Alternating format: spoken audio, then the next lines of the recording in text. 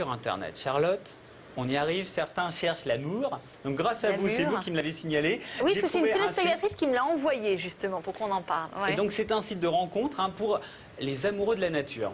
C'est-à-dire que vraiment c'est segmenté. Alors déjà ça fait un point commun, c'est pratique. Un début de conversation. Alors si vous aimez faire l'amour dans le foin, courir nu sur la plage ou tout simplement vous promener main dans la main à la campagne. Ça s'appelle comment ce site? C'est amourbio.com et c'est pour trouver ou des amis bien sûr ou l'amour dans un esprit bio et nature. Ce n'est pas une secte, j'ai vérifié. Le site existe depuis maintenant 1 an et revendique 4500 membres. Alors, vous devez donner votre taille, votre poids quand même. Ah bah oui, c'est un site de rencontre, il y a des choses assez classiques. Donc là par exemple on est sur le profil de Jenny. C'est une jeune femme de 28 ans qui cherche un homme. Elle a rempli son profil, description avec ses mensurations, taille, poids et ses critères. Et c'est là que tout est différent par rapport aux autres sites de rencontre qui existent déjà.